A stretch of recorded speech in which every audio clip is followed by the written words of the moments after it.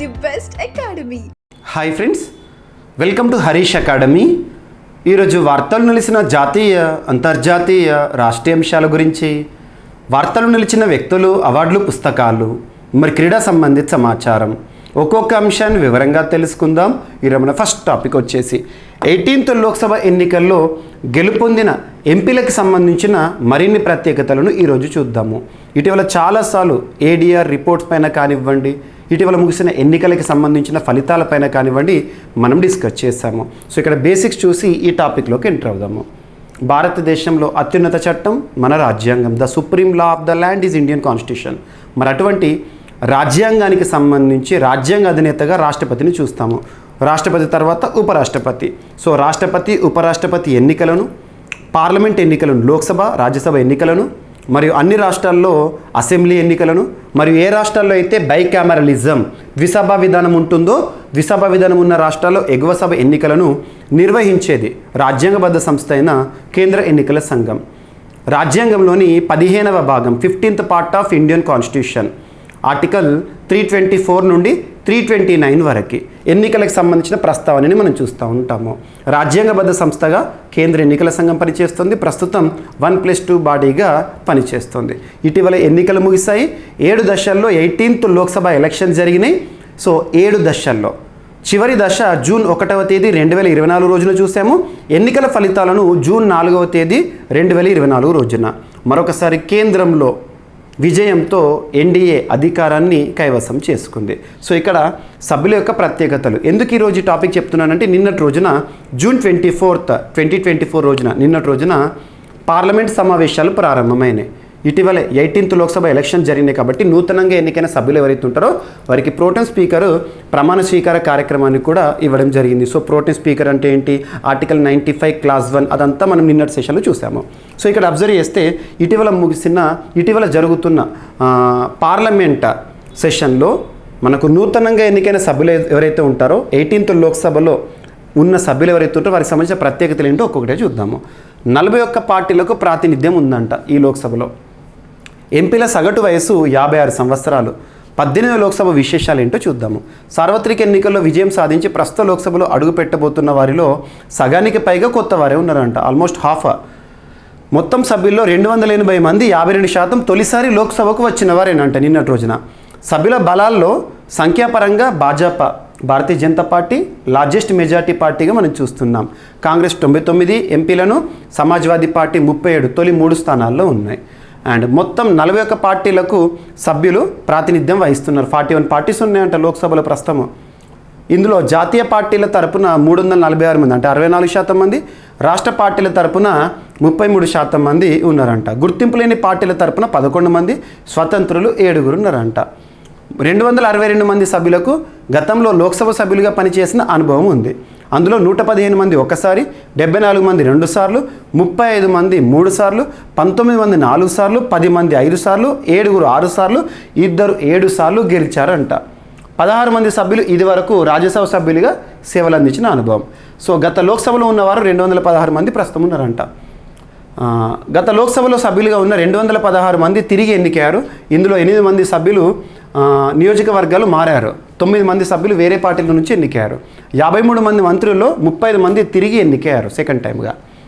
18వ లోక్సభ సభ్యుల సగటు వయసు 56 ఏళ్ళు అంట. ఇదంతా డైరెక్ట్ కాన్సెప్ట్ మీకు ఆల్రెడీ ఐడియా ఉంటుంది. నేను స్పెషల్ వీడియోను కూడా మీకు ప్రవీణ్ సార్ క్లాసెస్ యూట్యూబ్ ఛానల్లో స్పెషల్ వీడియో కూడా ఇచ్చాను. 18th లోక్సభ ఎన్నికల ఫలితాలు, ఎన్నికల ప్రత్యేకత, మరియు దీంతోపాటు జరిగిన 4 రాష్ట్రాల అసెంబ్లీ ఎన్నికల ఫలితాలపైన ప్రత్యేక వీడియో మీకు ప్రవీణ్ సార్ క్లాసెస్ యూట్యూబ్ ఛానల్లో ఉంది, ఒకసారి చూడండి. ఓకేనా. సో ఇది 18 లోక్సభ సభ్యుల సగటు వయసు 56 ఏళ్ళు. మొత్తం 74 మంది అంటే 14% మహిళా సభ్యులు ఉన్నారంటే ఈ లోక్సభలో. గుర్తుపెట్టుకోండి, ఇది ఇంపార్టెంట్. గత సభతో పోలిస్తే 4 తక్కువ. అప్పుడు 78 మంది ఉండే. దక్షిణాఫ్రికాలో 46%, యూకేలో 35%, అమెరికాలో 29% పోలిస్తే భారత్లో మహిళా ఎంపీల సంఖ్య తక్కువ. నూతన లోక్సభకు ప్రాతినిధ్యం వహించే ఎంపీల్లో 78% మంది చదువుకున్నవారు అంటే డిగ్రీ చదువుకున్నవారు, 5% మంది డాక్టరేట్ చేశారంట. ఎంపీలో 48% మంది సామాజిక సేవ నుంచి వచ్చిన వారే. మిగిలిన వారు వ్యవసాయము, వ్యాపారము, న్యాయ, ఇతర రంగాల నుండి వచ్చిన వ్యక్తులు ఉన్నారంట. సో ఇటువంటి గణాంకాలు చూస్తే మీరు కరెంట్ పాలిటీలో భాగంగా ఇంపార్టెంట్ చూడండి.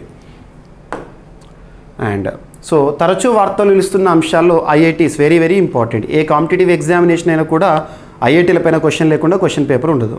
సో ఇటీవల తరచూ వార్తలు ఇస్తున్న ఐఐటీల పైన ప్రత్యేక శ్రద్ధ చూపండి. సో ఇక్కడ IIT Hyderabad.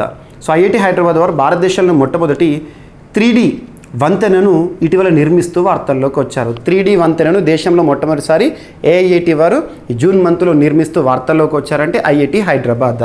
So researchers at Indian Institute of Technology Hyderabad have conceptualised and designed a 3D printed pedestrian bridge and installed it with the help of Simpliforge creations. Simpliforge మరియు IIT Hyderabad.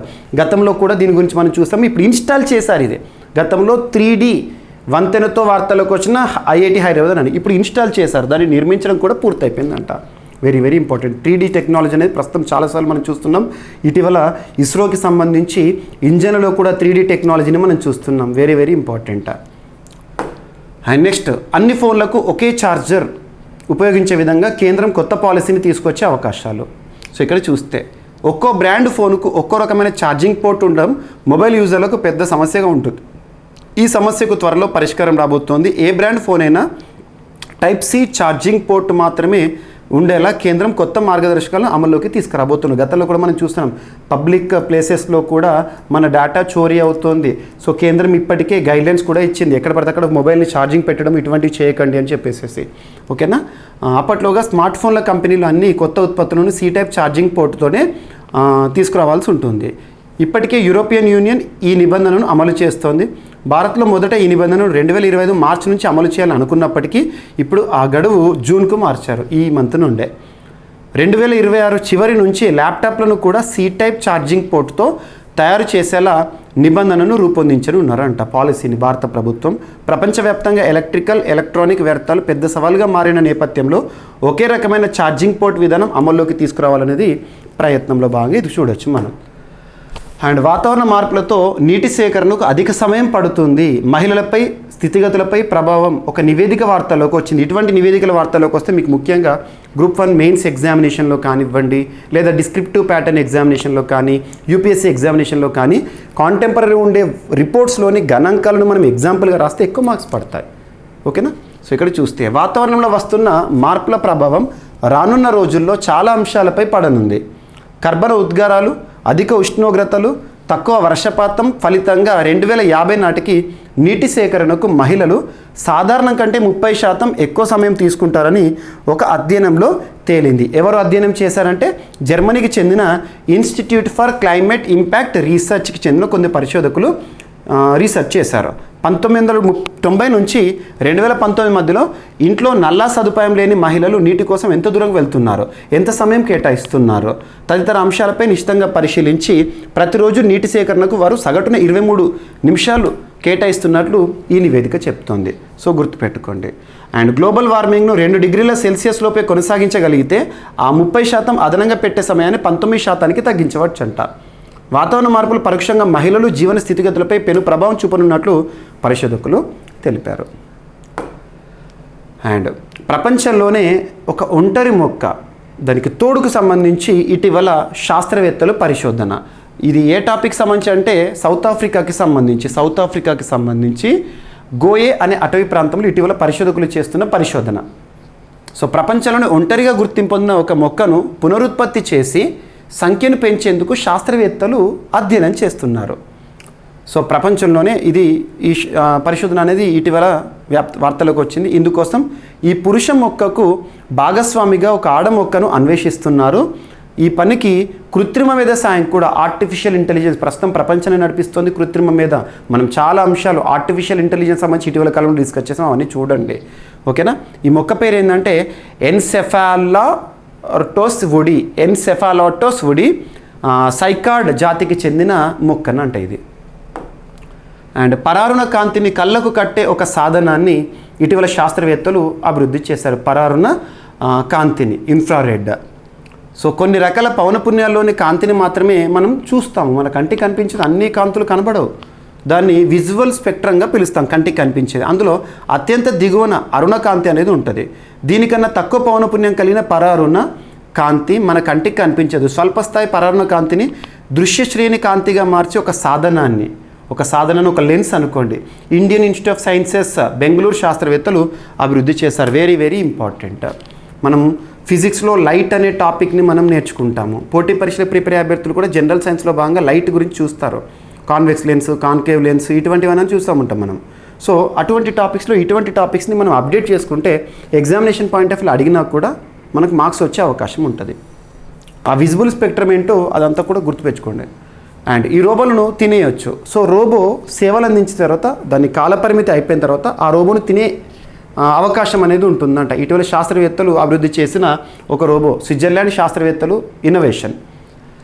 Engineering, food processing రంగాల అరుదైన కలయికతో Switzerland శాస్త్రవేత్తలు వినూత్నమైన రోబోలను తయారు చేసేందుకు కృషి చేస్తున్నారంట. నిర్దేశించిన పనులను పూర్తి స్థాయిలో చేయగలగడంతో పాటు తినదగినవిగా ఉండటం ఈ రోబోల ప్రత్యేకత. ఈ రోబోల జీవితకాలం ముగిసిన తర్వాత వాటిని ఎంచక్క నమిలి మింగేయొచ్చంట. గుర్తుపెట్టుకోండి. సో దీన్ని స్విట్జర్లాండ్లోని ఇకోల్ స్పెషల్ డి లాసాన్నే శాస్త్రవేత్తలు తయారు చేస్తున్నారు రోబో ఫుడ్ ప్రాజెక్ట్లో భాగంగా. Robo food. అండ్ నెక్స్ట్, మహారాష్ట్రలో తవ్వకాల్లో బయటపడిన ఒక పురాతన విగ్రహం శేష శయన విష్ణు విగ్రహం. ఇటీవల శేష శయన విష్ణు విగ్రహం అనేది ఏ ప్రాంతంలో అంటే మహారాష్ట్రలో బయటపడింది. సో హిస్టరీకి సంబంధించి ఇటువంటివి ఇంపార్టెంట్. మహారాష్ట్రలోని బుల్ధానా జిల్లాలో భారతీయ పురాతత్వ సర్వేక్షణ సంస్థ నిర్వహించిన తవ్వకాల్లో పురాతనమైన శేషశయన విష్ణువు శిలా విగ్రహం బయటపడింది. సింద్ఖేడ్ రాజా పట్టణంలో జరిపిన తవ్వకాల్లో 2.25 మీటర్ల లోతున దీనిని గుర్తించారంట. ముందు కొన్ని రాతి ముక్కలు కనిపించడంతో మరిన్ని తవ్వకాలు చేపట్టగా ఈ పెద్ద విగ్రహం అనేది బయటపడిందంట. గుర్తుపెట్టుకోండి. సో అబుదాబిలోని బాబ్స్ టెంపుల్ ఏప్రిల్ మంత్లో కాదు, రీసెంట్గా మనకు మార్చ్ మంత్లో భారత ప్రధాని నరేంద్ర మోదీ గారు యుఏఈ పర్యటనలో భాగంగా అబుదాబిలో ప్రారంభించిన ఒక హిందూ దేవాలయం. దాన్ని ఇటీవల సుబ్రహ్మణ్యం జయశంకర్ గారు, విదేశీ వ్యవహారాల శాఖ మంత్రి గారు సందర్శించారు. ఈ బాబ్స్ టెంపుల్ పైన ప్రత్యేక శ్రద్ధ చూపండి. ఇండియా యుఏఈ రిలేషన్స్ పైన కూడా ఎగ్జామినేషన్ పాయింట్ ఆఫ్ వ్యూలో క్వశ్చన్స్ వస్తాయి, ఖచ్చితంగా వస్తాయి. మీకు ఆ టాపిక్ని నేను ప్రవీణ్ సార్ క్లాసెస్ యూట్యూబ్ ఛానల్లో రీసెంట్గా కరెంట్ ఇష్యూస్ నేను ఏవైతే కంపైల్ చేసి చెప్తున్నానో అందులో చెప్పారో ఒకసారి చూడండి. సో మెగా డిఎస్సికి ఏపీ క్యాబినెట్ ఆమోదం. దాంతోపాటు ఇటీవల కొన్ని అంశాలు. ఎన్టీఆర్ యూనివర్సిటీ పేరు మరొకసారి వచ్చింది. ఇక్కడ చూడండి. మెగా డిఎస్సికి ఏపీ రాష్ట్ర క్యాబినెట్, యాక్చువల్గా ఏపీ క్యాబినెట్ మొట్టమొదటి సమావేశం నిన్నటి రోజున జరిగింది, June 24 రోజున. అందులో వచ్చిన అవుట్కమ్ ఏంటంటే 5 సంతకాలు, 5 ఆమోదాలు వచ్చినాయి. ఒకటి, మెగా డిఎస్సి ద్వారా 16,347 పోస్టుల భర్తీ. సెకండ్ వచ్చేసి గత ప్రభుత్వం తీసుకొచ్చిన ల్యాండ్ టైటిలింగ్ యాక్ట్ రద్దు చేయడము. నెక్స్ట్, పెన్షన్ని 3,000 నుంచి 4,000కు పెంపు జూలై 1 నుండి అమలు చేస్తారంట. అన్నా క్యాంటీన్లను పునరుద్ధరిస్తుంది ప్రభుత్వము. నైపుణ్య గణన స్కిల్ సెన్సెస్ని ప్రారంభించబోతున్నారు. అండ్ విజయవాడలోని వైఎస్ఆర్ హెల్త్ యూనివర్సిటీ పేరు ఇక మీదట పాత పేరే ఎన్టీఆర్ హెల్త్ యూనివర్సిటీగా మార్చడానికి క్యాబినెట్ ఆమోదం తెలిపిందంట. గుర్తుపెట్టుకోండి. సో తరచూ వార్తలు నిలుస్తున్న formula 1 racer Max Verstappen, Red Bull driver, ఇటీవల ముగిసిన స్పానిష్ గ్రాండ్ ప్రీ 2024లో విజేతగా నిలిచారు. ప్రస్తుత ఛాంపియన్, ఇటీవల ఈ సీజన్లో అత్యధిక విజయాలు నమోదు చేసిన ఆటగాడు. ఫార్ములా 1 అంటేనే మనకు గుర్తుకొచ్చే ఆటగాడిగా మనం తరచూ డిస్కస్ చేస్తున్నాం. మ్యాక్స్ వెర్స్టాపెన్ ఇటీవల స్పానిష్ గ్రాండ్ ప్రీలో విజేతగా నిలిచాడు. సో ఇవి ఫ్రెండ్స్ ఈరోజు వార్తలు ఇచ్చిన అంశాలు. ఒకసారి ర్యాపిడ్గా చూస్తే ప్రస్తుత 18వ లోక్సభలో అభ్యర్థులకు సంబంధించిన ప్రత్యేకతలు, గణాంకాలు. అండ్ ఐఐటి హైదరాబాద్ దేశంలోని మొట్టమొదటి 3D వంతెన నిర్మాణంతో వార్తల్లోకి వచ్చింది, సింప్లీ ఫోర్జ్ సహకారంతో. అండ్ అన్ని ఫోన్లకు ఒకే ఛార్జర్ ఉపయోగించే విధంగా ల్యాప్టాప్లకు కూడా ఈ నిబంధనను అమలు చేస్తూ ఒక పాలసీని రూపకల్పన చేస్తోంది భారత ప్రభుత్వము. వాతావరణ మార్పులతో నీటి సేకరణకు అధిక సమయం పడుతుంది మహిళలకు అని చెప్పేసి ఇటీవల చేసిన ఒక పరిశోధన, జర్మనీకి చెందిన శాస్త్రవేత్తలు చేస్తున్న రీసెర్చ్. అండ్ సో ఏఐ సహకారంతో ప్రపంచంలో ఒక ఒంటరి ముక్క దానికి సంబంధించిన అన్వేషణ. పరారుణ కాంతిని కళ్ళకు కట్టే సాధనాన్ని తయారు చేస్తూ Indian Institute of sciences Bengaluru శాస్త్రవేత్తలు.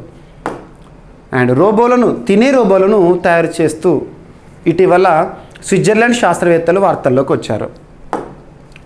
మహారాష్ట్రలో బయటపడిన శేషశయన విష్ణు విగ్రహం. అండ్ అబుదాబి హిందూ దేవాలయం మరొకసారి వార్తల్లోకి వచ్చింది, బాబ్స్ టెంపుల్. అండ్ ఆంధ్రప్రదేశ్ రాష్ట్ర క్యాబినెట్ తొలి సమావేశం, తీసుకున్న నిర్ణయం ఆమోదాలు. అండ్ మ్యాక్స్ వెర్స్టాపెన్ ఇటీవల ముగిసిన స్పానిష్ గ్రాండ్ ప్రీ విజేతగా నిలిచారు. సో ఇవి ఫ్రెండ్స్ ఈరోజు వార్తలు నిలిచిన అంశాలు. మిస్లేని అంశాలను మిగిలిపోతే రేపటి క్లాస్లో జోడించి మరొకసారి నేర్చుకుందాం. రేపు కలుద్దాం. Thank you.